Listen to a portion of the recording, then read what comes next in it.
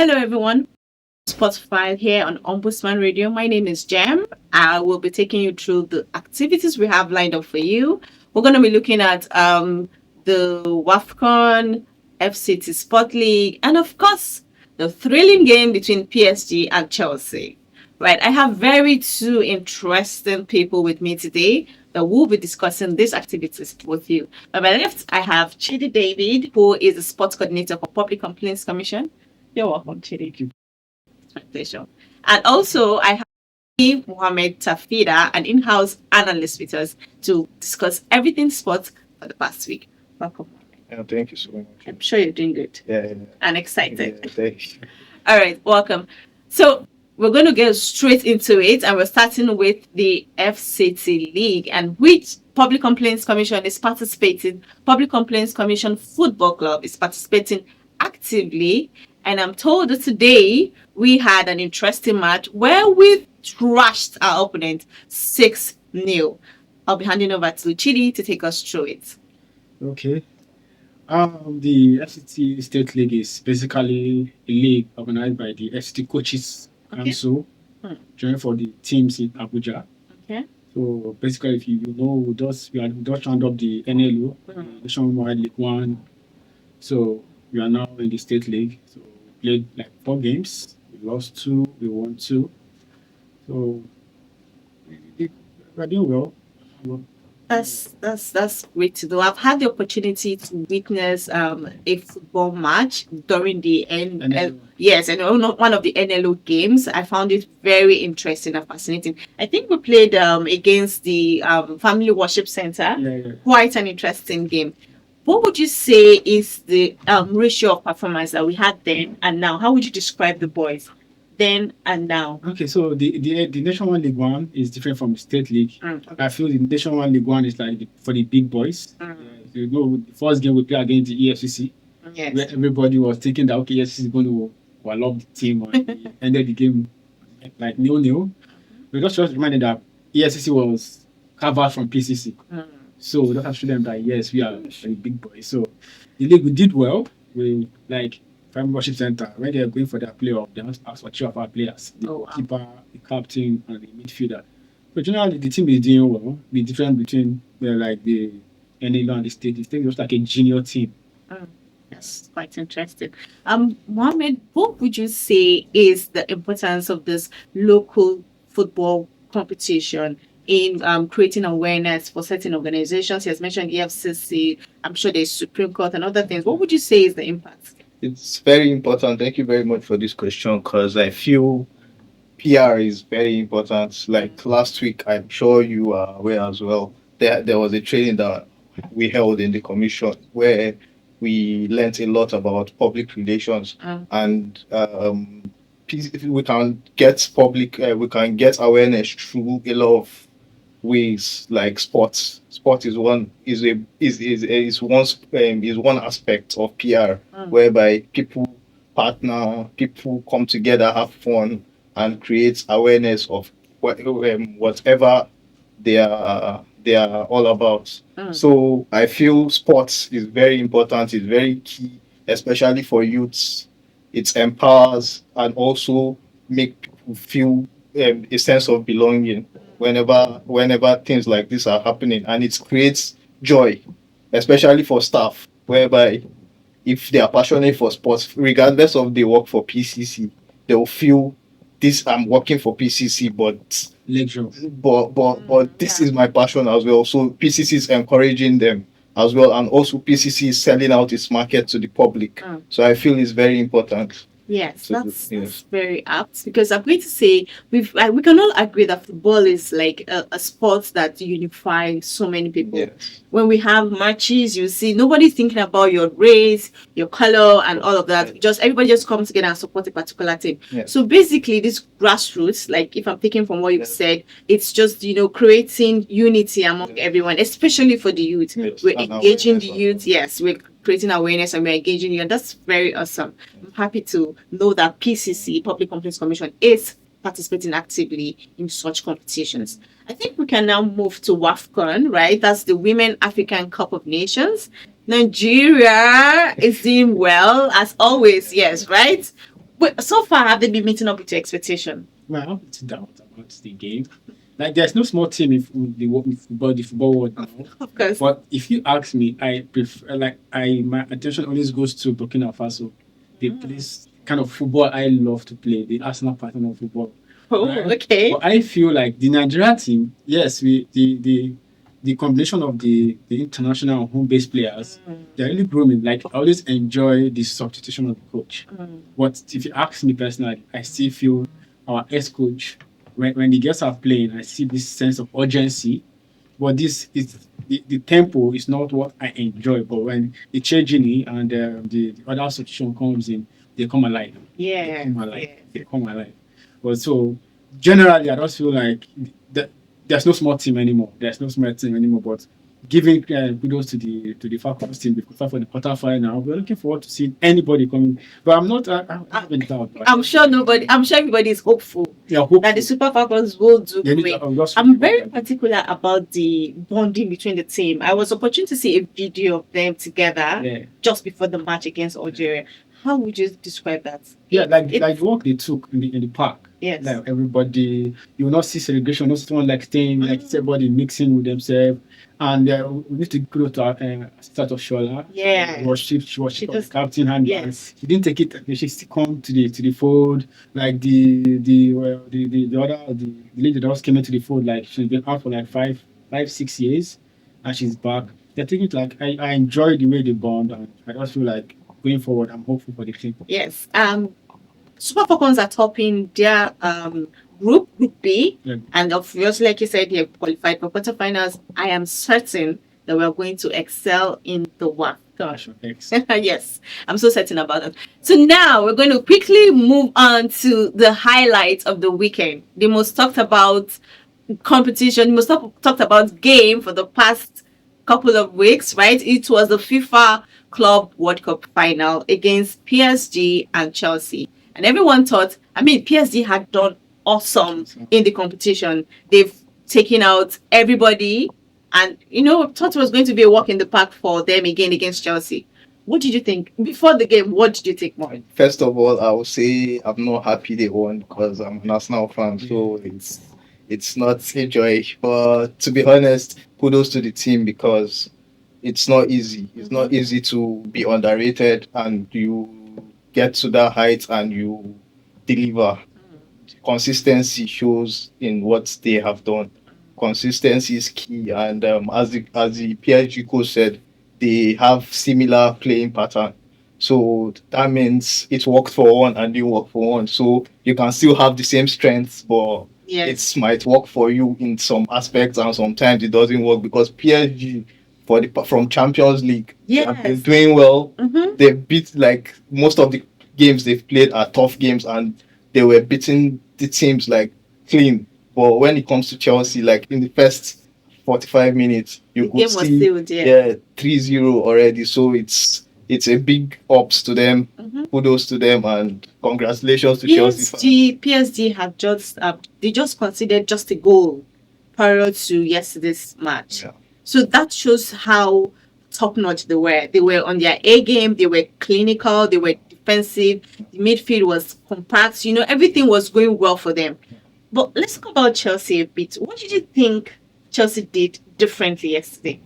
I just feel like with game of football is like when you go to the field, you go with purpose. I prefer when they like underdogs, right? But kudos to Chelsea. Like just like you said, we've been an Arsenal fan. Never want like the not London. Yeah, that's not bad. Yeah. So, but like I watched the game, I saw passion. Like sorry to compare. Like I always take like PCCFC.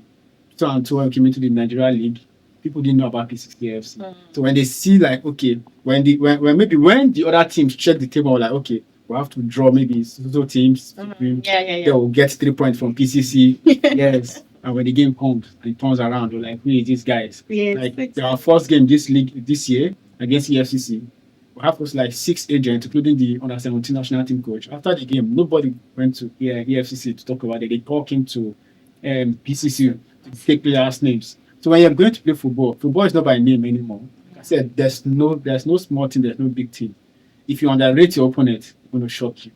PSG was taking like everybody was even doing some mimes when everybody social media, everybody's running. Chelsea came up. To me, I feel like Chelsea is going to lose that game, but they really surprised. Like it was so nice. Too bad for you guys. I didn't think Chelsea was going to lose. I didn't think, even if there was a tiny bit of distrust, but then I mean, I had hope in my boys. But the gamblers and the guys that book bets, they lost a lot of money. Too bad. It's quite unfortunate for them. But then again, Chelsea has been known to come on top when they are underrated. Every time you say Chelsea can't deliver, they come and tell you, we can't deliver. We can't over deliver. I'm not hyping them. I'm just being very objective. Yeah, giving them bragging rights. No. It's a statement of we can take it from 2012, right? Yeah. All through the way to today. We can actually trace The manager. Anyway. Okay, one thing I want to encouragement is key, because I saw in the match whereby like the few past legends came up on board, like Didier Drogba, Mikel Obi, and the likes. They came and to encourage the players.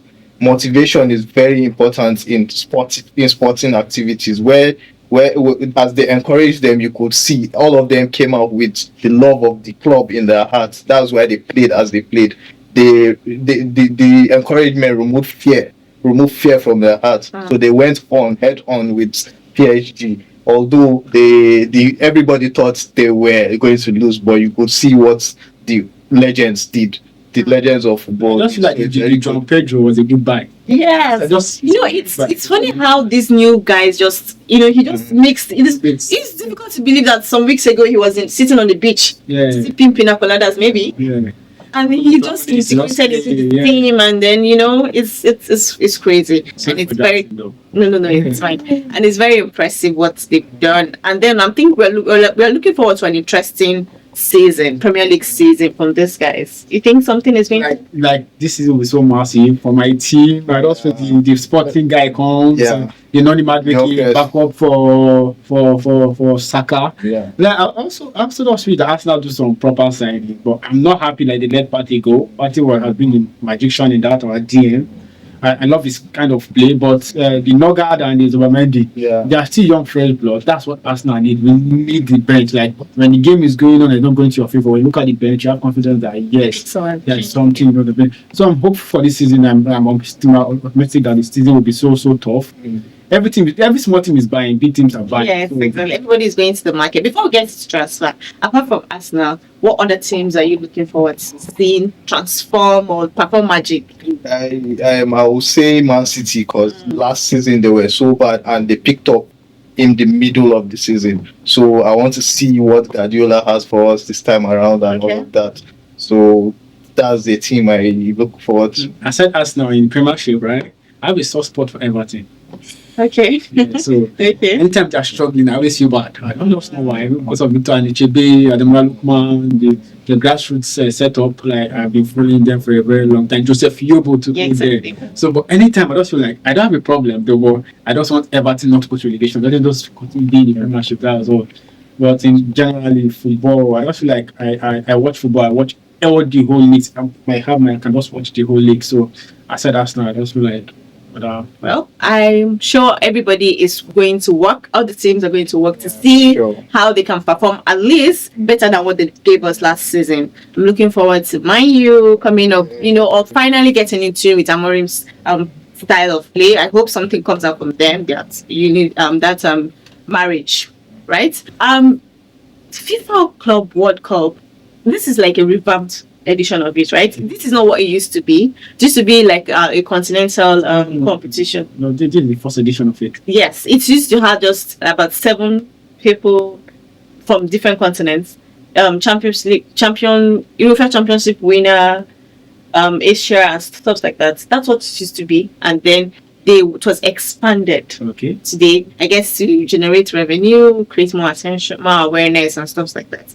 So, what do you think about this revised or revamped edition of the FIFA Club World Cup? And I think it mirrors what we're to expect from the men's football World Cup. This, for me, this is like a test run from FIFA to see what to expect of the men's football World Cup. But what do you guys think? Oh, okay. Like me personally, I always ask these questions. Like I was so proud of the Sundown team. Yes. During the Club World Cup, I don't care. I mean, if I'm any African country and African team, I go with them.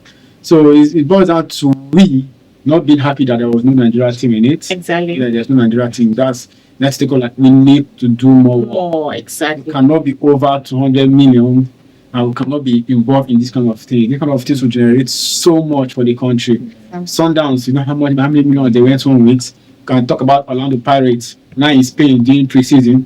How many Nigeria team can leave the shores of the earth for preseason? No, none. Always boils down to I feel we won't say corruption, we don't say structure. Yeah. Yeah, where most of our pitches lack are of bad. it, Yeah, yes. lack of structure.